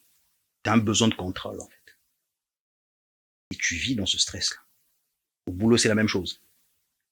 Tu peux pas déléguer un travail sans que tu sois derrière. Parce que c'est ton image que tu veux protéger. Ah non, moi, c'est mon image. Moi, je peux pas accepter qu'on livre. Mais non. Quand t'es manager, tu dois accepter, en fait, parce que tu travailles avec une équipe. Donc, tu permets que je rebondisse là-dessus. À un moment dans le travail, j'ai eu beaucoup de boulot. Et le fait de savoir que je pourrais pas faire face à cette vague de travail, ça m'a mis dans un fort stress. Mais la question qui travaillait en fond, c'est mais quelle image ils vont avoir de moi?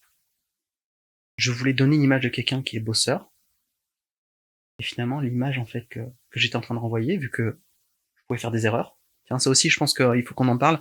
Ouais, Un manager ne fait pas d'erreur. Si on est manager, on est parfait. J'ai un de mes responsables qui m'a dit une fois, Pierre, le contexte dans lequel on est, c'est pas de ta faute. Au début, j'ai pas pris en considération ça. Mais il avait raison sur le fait que moi-même, je me mettais en fait une pression monumentale, alors que mon manager savait que comme quoi en fait c'était pas de ma faute tout simplement. Donc, sauf que je n'arrivais pas à comprendre tout ça parce que à l'intérieur de moi, je dis mais quelle image ils vont avoir de moi quoi. Exactement. C'est-à-dire qu'au travail, on va voir Pierre, c'est un grand bosseur. En fait, Pierre protège son image. Il ne bosse pas. Il protège son image. Ça produit du rendement quand même. Ah oui, mais en termes de rendement, le rendement on peut l'avoir parce que la personne dans plusieurs configurations. La personne elle va bosser, René, elle a besoin de reconnaissance. Après on n'est pas en train de dire qu'on cherche pas des personnes qui veulent pas travailler. On dit maintenant c'est peut-être la motivation de la personne. Exactement, il faut faire du bon travail, mais le travail ne sera jamais ton identité. C'est quelle est la fonction que tu donnes au travail en fait. Et j'aime bien le dire aux gens, chaque chose a sa place dans la vie. Moi j'enlève rien. Le bon comme le mauvais a une raison d'être. Mais il faut mettre chaque chose à sa place. Tu peux être performant au travail, ça ne va jamais résoudre un problème identitaire. Tu peux résoudre ton problème identitaire. Si tu ne montes pas en compétence, tu ne seras pas performant au travail. Tout à fait. Mais deux choses différentes. Oui, mais la compétence c'est quelque chose qui s'apprend. Exactement. Les problèmes identitaires, il faut accepter de travailler là-dessus, René, parce que c'est pas sexy, on va dire que la société valorise pas tout ça, parce qu'on se dit que les problèmes identitaires, encore une fois, c'est pour les gens faibles. Mais ça veut rien dire, hein, parce qu'on parle de cette notion de faible, pour quelqu'un ça sera ci, ça sera ça, mais on se dit que non, mais on en avait discuté, tu m'as dit Pierre, on va traiter en fait sur des blessures intérieures. Je te dis moi, blessure intérieure, René, t'as vu comme je suis stable, j'ai pas de blessure intérieure. Alors qu'en creusant un peu, on s'est rendu compte que c'est aussi des besoins d'être valorisés, des besoins d'être acceptés, mais en fait, ce sont des choses que tout le monde vit, quoi. Mais exactement, c'est humain. C'est humain, il y a pas de honte, en fait. Il y a pas de honte. Ouais, on a besoin des deux. L'identité, on a besoin de la compétence. Mais les deux, tu peux pas les séparer, en fait. On rencontre des gens qui vont te dire que, ouais, moi, je connais mon identité. Mais dans le monde du travail, tu n'es pas compétent, tu vas monter en compétence. Pourquoi? Tu as juste peur de te retrouver devant l'échec, en fait. Et tu dis que tu connais ton identité. Or, si tu connaissais vraiment ton identité, tu allais accepter de te tromper jusqu'à ce que tu apprennes. Tu sais, on m'a toujours dit dans le travail, il y a deux choses qui sont importantes. Le savoir-faire et le savoir-être. Et si j'avais un choix au début, il faut le savoir-être. Parce qu'il y a quelqu'un qui sait, en fait, on peut tout lui apprendre.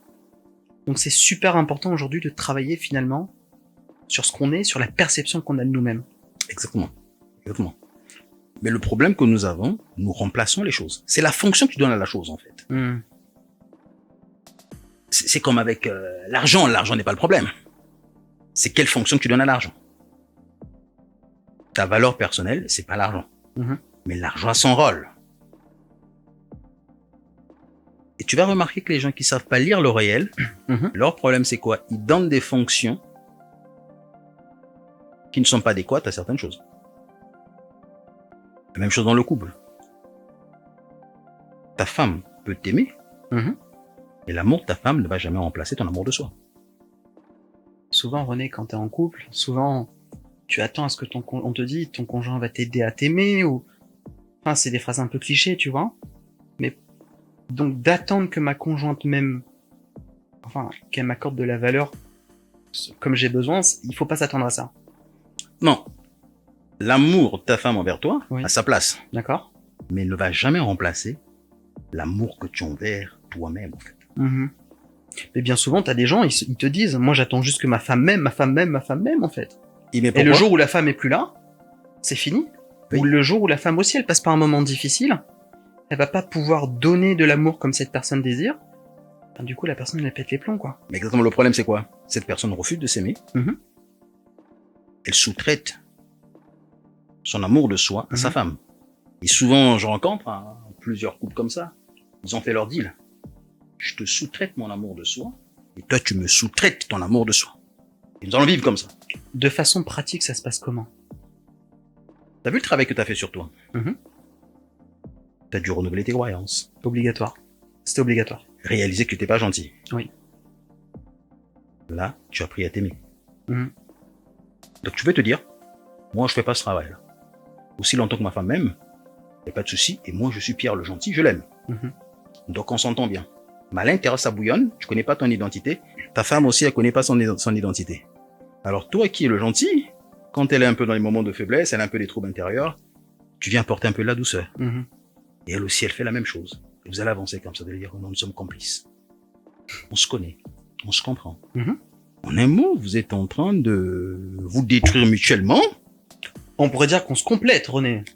Enfin, on a l'impression de se compléter à ce moment-là. Oui, c'est une C'est impression, l'impression qu'on a. mais il y a une destruction. D'accord. Ce qui peut se passer, il y a une personne qui va réaliser que je souffre à l'intérieur, ça va venir. Hein. Il y a une crise comme ça, traversée par le burn-out, des conflits au boulot. Oui. Elle va commencer à faire le travail sur elle-même. Et là, il y a le déséquilibre qui se crée. Mhm. Mais avant, tu me comprenais. Mais là, tu me comprends plus. Et là, l'autre partenaire commence à dire, tu sais, moi, j'ai réalisé quelque chose, hein, je m'aimais pas. Je veux que tu fasses le même travail. Ah non. Et là, la relation, des problèmes commencent. En fait. Mhm. Est-ce que tu pourrais dire aux personnes qui nous écoutent que le fait d'accepter de se faire accompagner, que ça peut provoquer des troubles, des difficultés dans les relations avec les autres. Tu sais, on m'a dit, Pierre, tu as beaucoup changé. Parce que du coup, j'ai travaillé, en fait, tu vois, j'ai plus forcément besoin de ce besoin de validation.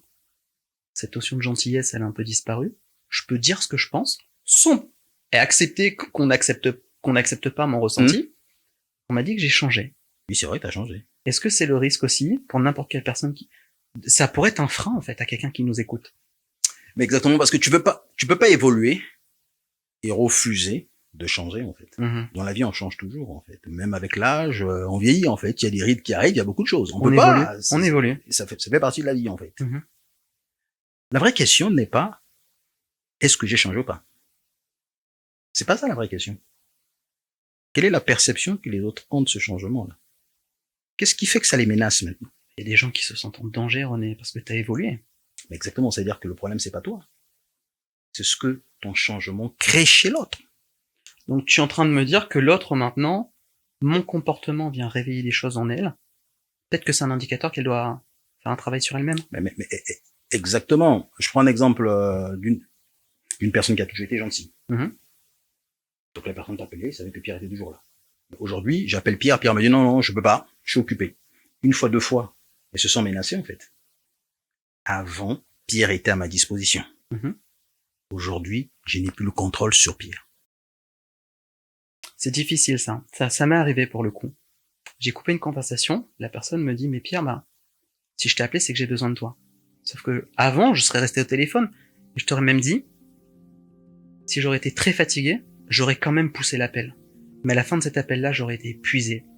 Donc en fait, j'aurais arrangé les choses à l'extérieur, mais à l'intérieur, j'aurais fait encore quelque chose. Je me serais fait du mal. Exactement. Alors qu'aujourd'hui, je dis non, là, pour le coup, je ne peux pas. Alors c'est difficile parce que la personne te dit, mais j'avais besoin de toi. Et tu sais, c'est pas facile finalement de passer outre tout ça. Donc durant cette période de transformation, en fait, on va remplacer les croyances. C'est important de le garder en tête. Mais il est possible que pendant un moment, on ait encore des émotions qui nous essaient de nous replonger un peu finalement de nos habitudes passées. Oui, exactement, parce que c'est une phase de transition. C'est une phase de transition, tout à fait. Donc il y a des choses qui vont partir, il y a de nouvelles choses qui arrivent.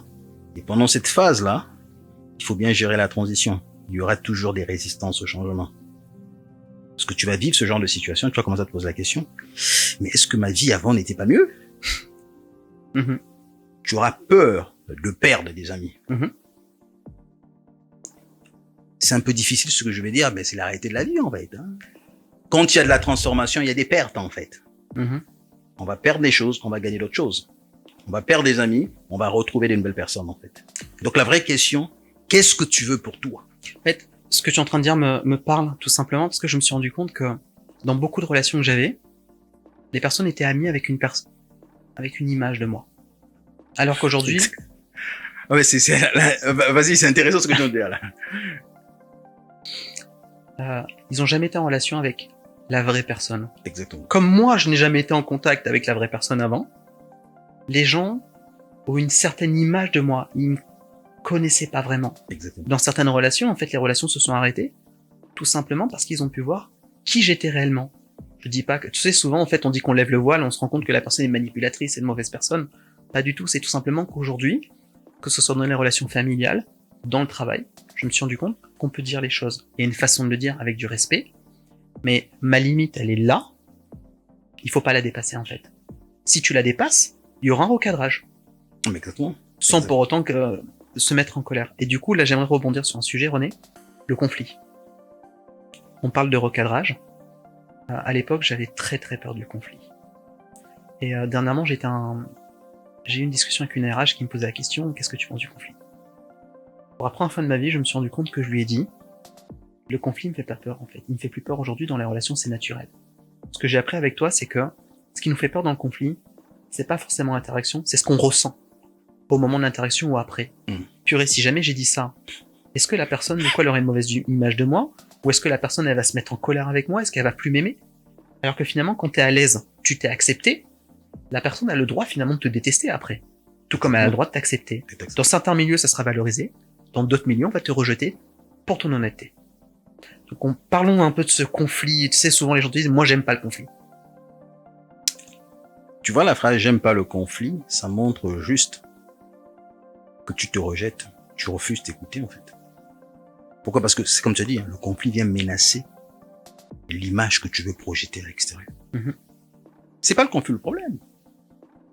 Le conflit a sa place dans la société. Le conflit n'est pas une mauvaise chose. On ne peut pas évoluer sans conflit. Parce que nous sommes différents en fait. On apprend à travers le conflit. Donc quelle est ma perception du conflit et comment je me positionne lorsqu'il y a un conflit? Si je vois un conflit comme un espace d'apprentissage, oui, à travers le conflit, je vais évoluer. C'est vrai qu'on va remettre en question certaines choses, certaines de mes croyances. Mais qu'est-ce qui est plus important pour moi? Évoluer ou protéger des croyances qui m'empêchent d'être ce que je suis déjà? Ce sont des vraies questions que les gens ne se posent pas, en fait. Très longtemps, pour moi, le conflit, René, tu vois, dans l'exemple du couple, je me suis toujours dit que j'avais pas de dispute avec mon épouse. Toujours. Et c'était quelque chose que je valorisais. J'étais fier de ça. On s'entend bien sur tout le temps. Elle a pas le même caractère que moi, donc des fois, elle ressentait pas la même chose, tu vois. Si j'étais en conflit avec elle, ça voudrait dire forcément qu'on va se séparer. Yeah. Donc j'ai jamais osé, des fois, en fait, dire non, ou ça me faisait peur, finalement, de me retrouver en conflit. Parce que pour moi, conflit est égal séparation. Tu viens de dire quelque chose de différent. Conflit est égal apprentissage. Donc des fois, dans notre vécu, parce que c'est l'image que j'ai eue avec mes parents, lors des disputes, ce qu'on avait peur, en fait, c'est qu'il y avait une séparation quand on était enfant, tu vois. Je me rends compte que, tu vois, c'était une pattern. Ça m'empêchait de rentrer en conflit avec les gens. Je me dis, bah après, en fait, on va plus s'entendre, ou après, on va devoir se séparer, tu vois. Ouais. C'est-à-dire qu'il y a une part de toi qui voulait pas de la séparation. Parce que tout petit, les disputes entre tes parents, la séparation, c'est quelque chose qui te fait du mal, en fait. En tant qu'enfant, on veut grandir avec son père, avec sa mère. Et souvent, en grandissant, on va avoir même une mauvaise image de la séparation. Il y a des gens aujourd'hui qui sont dévastés après un divorce. C'est une honte pour ces personnes. Je pense qu'il faut que tu leur parles là, du coup. Tu vois. Et j'ai déjà rencontré des gens après un accompagnement. Lorsque je creuse, la personne me dit, mais j'avais envie de me remarier. Parce que le divorce était une honte, en fait. Comme j'ai divorcé, j'ai montré au monde que j'avais des problèmes. Tu vois un peu ça? Ok. Et pire encore chez les chrétiens. Parce que les chrétiens ont souvent ce problème-là. Celui qui a divorcé, il n'a pas un bon caractère. Les gens divorcent pour plusieurs raisons, en fait. On se rend compte, souvent il y a des changements de trajectoire dans la vie qui s'emmènent à la séparation. Mais dans la vie, nous allons avoir des échecs. L'échec ne fait pas de toi une mauvaise personne. Et tes victoires aussi ne feront pas de toi une bonne personne. Tu es une bonne personne sur la base de ton identité, en fait. Tu apprends. Nous devons être vrais avec nous-mêmes, en se posant des vraies questions. Qu'est-ce que le divorce signifie pour moi? Qu'est-ce que je ressens? Quand j'entends le mot divorce, qu'est-ce qui se passe dans mon corps? Je me sens menacé. Qu'est-ce que j'ai peur de perdre, en fait? Je prends un exemple. Je suis dans l'accompagnement, j'ai la casquette de thérapeute, de consultant. René divorce. Ah, le thérapeute a divorcé. Mais je suis un humain comme les autres, en fait. Mhm. Mais quelqu'un qui n'a pas fait le travail sur lui peut se dire quoi? Tu sais, je peux pas divorcer, je suis le thérapeute, quoi. Et là, tu vas rentrer en conflit aussi avec toi-même, là, pour le coup. Exactement. C'est comme si tu sais quoi, t'avais un chien enragé, là, tu vas le mettre sous tes pieds, et dès que ça va pouvoir se produire, il va te sauter dessus, René. Exactement. Mhm. Mais ça ne sert à rien, en fait. Je suis un humain. Un couple, c'est deux personnes qui vivent ensemble, en fait. Mhm. De système, de patterns aussi. Exactement. Enfin, deux individus avec beaucoup de patterns, des habitudes, des similitudes. Exactement. On évolue dans la vie, on n'évolue pas avec la même vitesse, en fait. Mhm. Donc, c'est des choses qui peuvent arriver. Mais il faut l'accepter et continuer. Et le plus important, c'est d'apprendre de nos victoires comme de nos échecs. Et de pas se juger, si tu permets que j'ajoute ça. Mais exactement. Parce que bien souvent, en fait, lorsqu'on avance, on se dit, mais comment est-ce que j'ai pu faire ça? Ou pourquoi est-ce que j'ai ce comportement-là, tu vois? Donc tu as raison. Et surtout, ne pas se juger. Accepter qu'on soit en période d'apprentissage. Accepter que l'on puisse faire des erreurs. Ah oui. J'ai un de mes responsables qui m'a dit, Pierre, moi j'ai renoncé à la perfection. J'avais pas compris. Sur l'instant T, j'ai pas compris. Et finalement, je me rends compte que tu acceptes aussi ta part d'humanité. Tu acceptes que tu es en train d'apprendre. Tu acceptes que tu fais des erreurs, quoi. Et tant que tu acceptes pas ça, tu seras pas à l'aise avec toi. Tu voudras jamais rien faire. Je sais pas combien de temps qu'il nous reste, mais... Ok. Ok. Tu vois, Pierre, quand on parle de la perfection, on se pose pas la question, c'est quoi la perfection pour l'humain, en fait? On ne devait pas parler de la perfection, on devait plutôt parler de la justesse, en fait. On ne cherche pas à être parfait, on cherche à être juste. Ça veut dire quoi? Dans chaque situation, il y a l'action juste que nous devons poser qui est liée au contexte. Très bien. Le courage, c'est pas affronter les situations. Un courageux n'affronte pas toutes les situations. Donc, un courageux fuit souvent. Parce qu'il faut aussi avoir le courage de fuir. Donc, on pourrait dire que le courageux, il affronte tout le temps. Donc ça serait une mauvaise conclusion. Une mauvaise conclusion. Pour toi, un courageux peut avoir plusieurs facettes, plusieurs expressions. Exactement. Le courageux, c'est celui qui sait lire la réalité et va poser l'action qui est juste, en fait. Donc par exemple, tu te retrouves face à 15 mecs, en fait, qui veulent t'agresser. Là, l'image du courage, tu sais, l'image un peu dans les films, le héros, qu'est-ce qu'il va faire? Il va les taper dans le lard, mais il va se prendre une raclée, tu vois. Exactement. Alors que le véritable courageux, pour se dire, bon, là, c'est un combat perdu d'avance, il faut que je fuis. Mais exactement. C'est même ça la stratégie, que ça soit en économie, que ça soit en politique, en fait. Oui, très bien. C'est pour ça qu'il faut savoir lire le réel, en fait. Souvent, il faut fuir pour gagner la guerre. Il y a 15 mecs qui t'attaquent. Ils sont armés. Tu vas aller te battre. Tu vas te faire tuer. Tu vas te faire tuer. Tu sais, je me suis retrouvé une fois dans cette situation-là avec un ami qui avait un peu un comportement, lui se battait partout. D'accord. Il était le plus fort.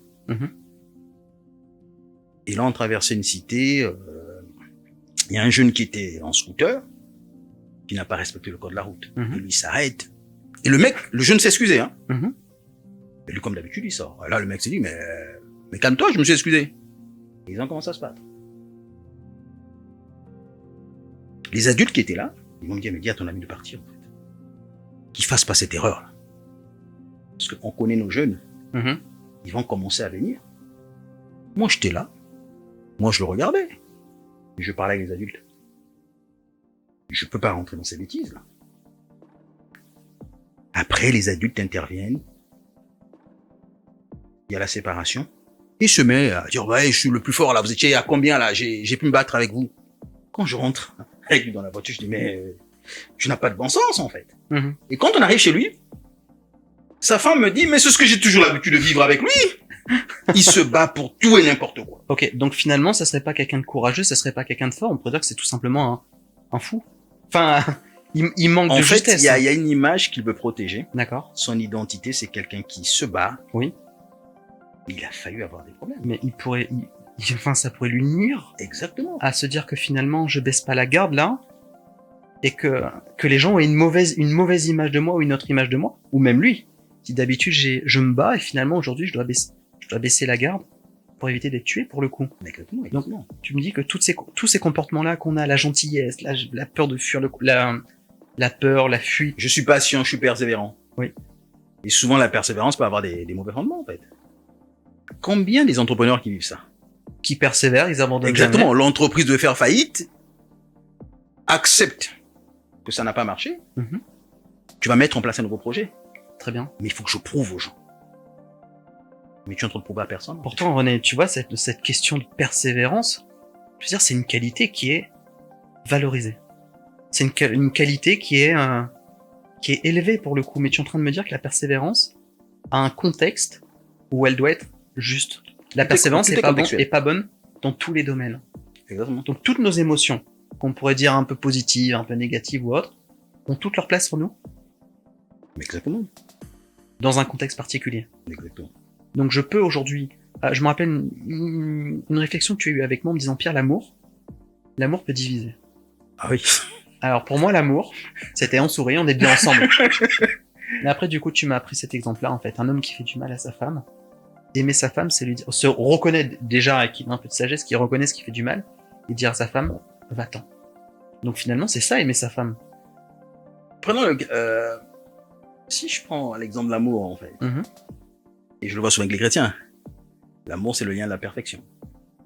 Parce que c'est les écrits de Saint Paul, on le ressort hors contexte.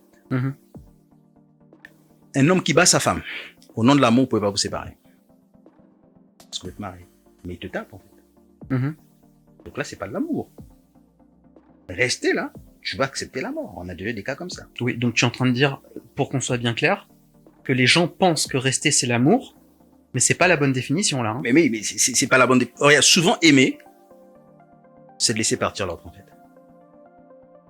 Voilà, là, je vais m'adresser aux chrétiens parce que, bon, ils ont l'habitude d'utiliser ces versets-là. Même le Christ, qui est le modèle des chrétiens, il était abandonné par ses disciples. Il avait ce soin des disciples quand il a parlé en disant « Celui qui ne mange ma chair, qui ne boive mon sang, ne prendra pas part de moi. » Beaucoup sont partis, en fait. Très bien. Il a respecté. La liberté de choisir, c'est aussi une marque de l'amour, en fait. Si tu aimes quelqu'un, tu vas respecter ses choix. On confond souvent l'amour avec l'attachement. C'est la problématique que nous avons, en fait. Quand tu aimes, souvent l'amour va vous séparer. Au nom de l'amour, nous ne sommes plus dans la même direction. Chacun va avancer dans sa direction. Chacun va de son côté. Peut-être demain, on va se retrouver à nouveau. Très bien. Mais nous ne sommes pas des ennemis, en fait. On le voit même dans le business. Tu peux avoir un associé, il veut développer une nouvelle vision. Mais c'est souvent la peur que la société puisse tomber suite à son départ. Mais simplement de se dire que ouais, tu as envie de partir. Ah ouais, je vois. Tu n'as plus la même énergie. Ok, comment est-ce qu'on peut s'arranger? Va développer un nouveau projet. Et moi, je vais rester. Vous allez continuer peut-être à coopérer sur certains points et vous allez avancer, en fait. Tu vois, lorsqu'on a une mauvaise définition, l'amour, c'est l'union. Oui. Donc, je pense, comme tu dis, il y a un contexte à tout. Il y a des nuances. C'est ce que tu m'as appris finalement à analyser. Tu sais, si je peux résumer un peu mon accompagnement, cette période de transformation, c'est qu'au-delà de guérir, tu sais, certaines parts blessées en moi, on en a tous. C'est pas une faiblesse de dire finalement. Je pense que celui qui dit qu'il en a aucune, il est en danger déjà. Oh, il est vraiment en danger. Il est en danger. Bon, comme c'est un homme, si tu veux plus avoir des parts blessées, il faut juste accepter de mourir, en fait. Ce que tu m'as appris au travers de cet accompagnement, c'est voir les choses comme elles sont. Donc je pourrais dire qu'aujourd'hui, comme j'étais en train de le dire, tu m'as pas juste guéri. De toute façon, c'était pas ton rôle. Moi aussi, j'ai travaillé. C'était une collaboration entre deux personnes. Mais surtout, s'il n'y a pas de collaboration. C'est ce que j'allais dire. Si quelqu'un veut se faire accompagner, si cette personne-là ne veut pas avancer, elle veut pas se remettre en question, je me permets de le dire pour toi, René, ça sert à rien de se lancer dans cette démarche-là. Mais je suis d'accord avec toi, mais même aujourd'hui, moi, je choisis mes clients. Si tu veux pas te faire accompagner, si tu veux pas faire le travail sur toi, c'est une perte de temps pour toi et pour moi, en fait. Tout à fait. Et donc aujourd'hui, je me rends compte que j'arrive à voir les choses telles qu'elles sont. Et au lieu de juger finalement des émotions qui vont me traverser, en fait, mes émotions sont des indicateurs aujourd'hui. Exactement. Et je peux dire que j'ai traversé ce burn-out, j'en suis sorti, et au lieu de dire que j'en suis fragile aujourd'hui, je peux dire que je suis plus fort qu'avant. Exactement. Parce que je me cache plus derrière une image. J'accepte d'être rejeté. C'est pas pour autant que ça redéfinit mon image. J'accepte également qu'on m'accepte. Et puis, de toute façon, on peut pas plaire à tout le monde. Exactement. Et que c'est un processus de transformation. Aujourd'hui, j'en suis là. Dans 10 ans, je penserai encore différemment. Mais tu m'as apporté, René, cette capacité de voir les choses telles qu'elles sont. Exactement, c'est le plus important et tu vas continuer à le cultiver toute ta vie. Tout à fait. Jusqu'à ce que tu décides de quitter la Terre. Et c'est pour cette raison que je peux encourager toutes les personnes qui veulent se faire accompagner d'oser faire ce premier pas pour le coup. Ça peut sembler difficile au début. On peut avoir un peu nos barrières, nos protections, je parlais de ce bouclier. On a tendance à le porter toute notre vie. Et jusqu'au jour finalement où tout s'effondre. On n'est pas obligé d'attendre que ça s'effondre pour se faire aider.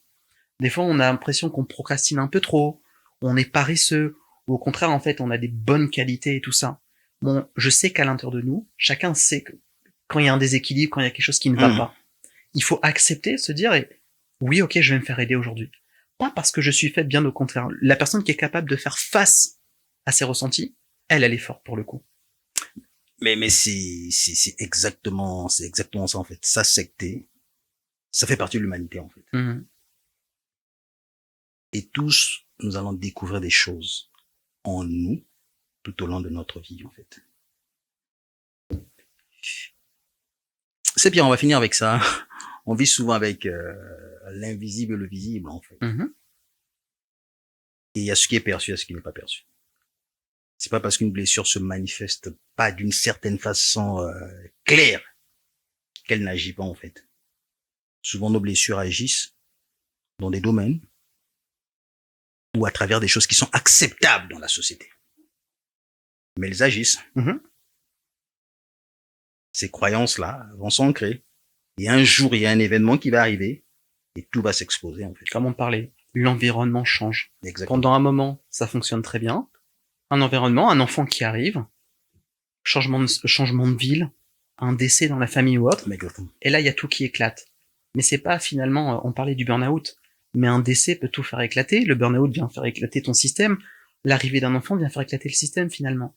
Donc on est un peu tous exposés à ces risques si on traite pas. Mais exactement. Si on traite pas nos problématiques. Exactement. Il y a des décès qui emmènent les gens après dans le burn-out. En fait. L'IA qui est en train d'arriver, c'est une transformation dans le monde. Il y aura des pertes. Il y aura des gains. La vraie question, c'est d'avoir une bonne lecture du réel et de se positionner. Que de commencer à avoir peur. Ben non. C'est la réalité de la vie. Très bien. René, je te remercie. Mais moi aussi, je te remercie d'avoir pris le temps de partager ce moment avec moi et avec les autres qui vont nous écouter. Et j'espère et je crois que ce podcast-là va aider beaucoup de personnes. Ça vous permet de voir le burn-out différemment. Et je peux vous assurer que ça va vous apporter la valeur. Prenez juste le temps de l'écouter avec un cœur ouvert, en fait. Je sais qu'il y a des choses qui vont déranger, mais ça fait partie de la transformation. Ciao, bye bye. Merci.